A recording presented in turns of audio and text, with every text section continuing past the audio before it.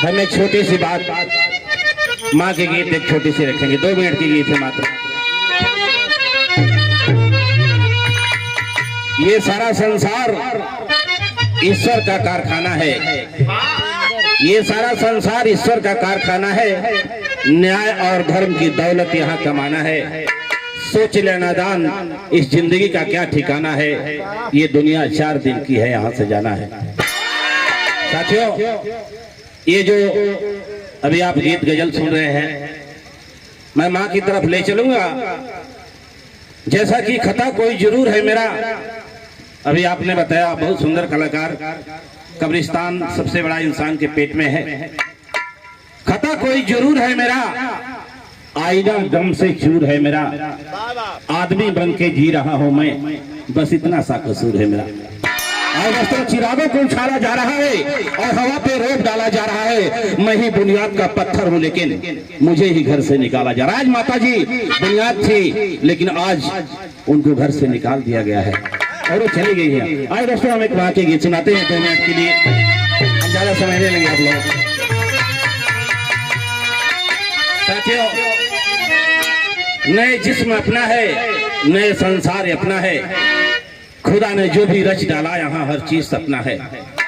और जिसे आप सब कुछ मान बैठे हैं, वह दिन छूट जाएगा। कर लो दिल से माँ की भक्ति, धर्म सब टूट जाएगा। और दोस्तों, गीत है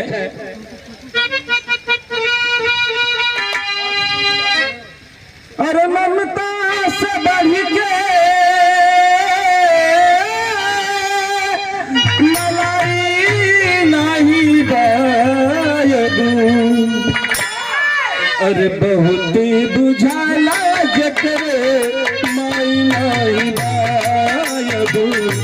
बहुत बुझाला जकरे माई नहीं बायदू।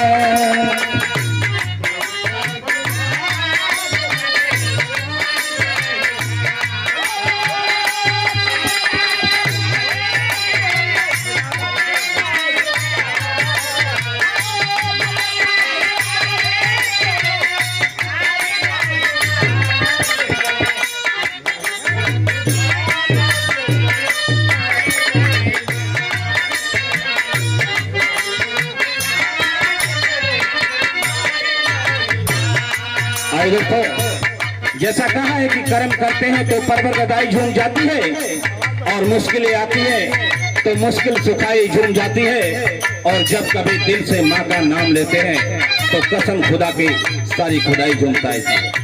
आए दोस्तों, बाल्यापन से जवानी तक एक बच्चा अपने माँ के साथ कैसे पेश आता है।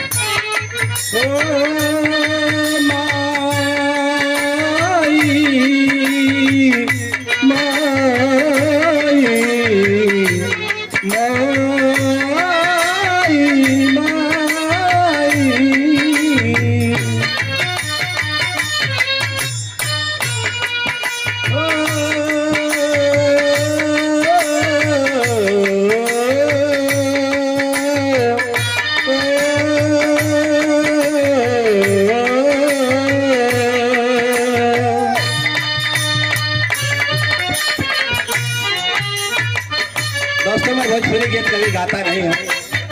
मैं हिंदी सिंगर हूँ और पेशे से टीचर हूँ, लेकिन यह गीत गा रहा हूँ। बिस्तर के भेवले मारी सुखना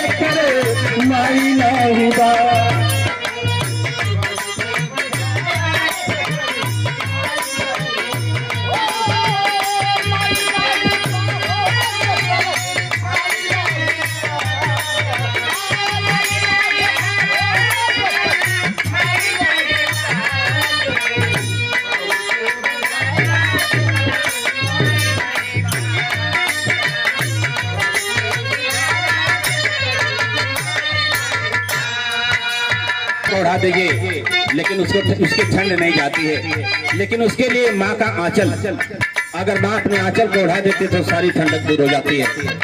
लेकिन दूसरी पत्ती में छोटी माँ की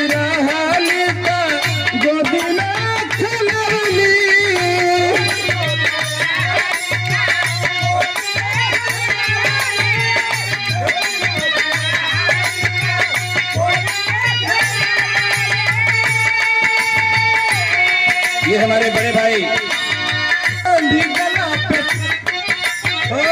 छोटी मुँह की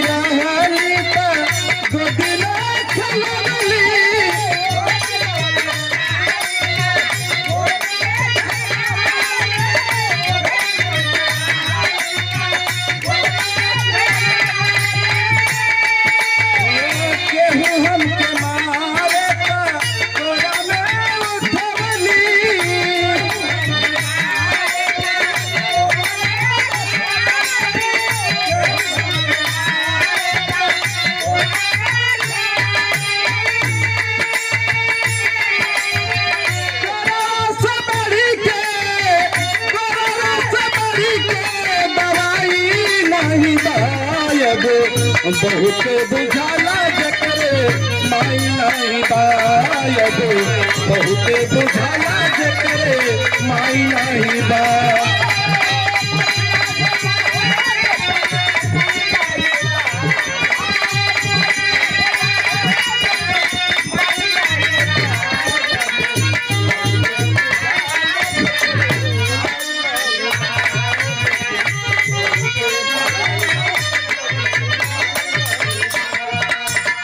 और जिसके लिए हम मरे वो तमाशाइयों में है और गर्दन है हमारी सर्व से घायल झुकी हुई, क्योंकि खंजर उठाने वाला मेरे भाइयों में है।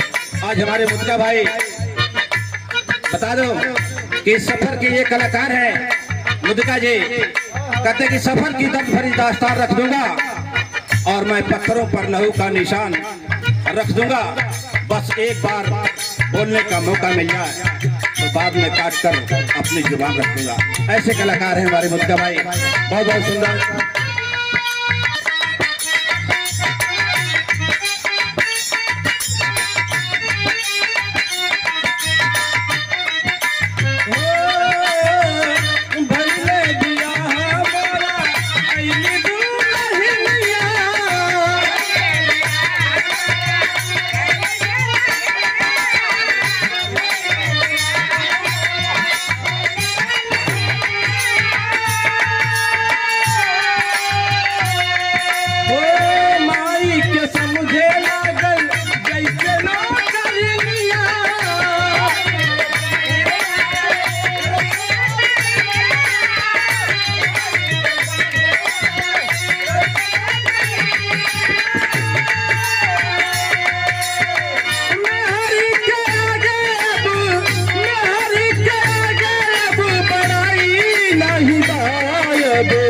बहुत बुझाला जकरे माई नहीं बायब, बहुत बुझाला जकरे माई नहीं बायब।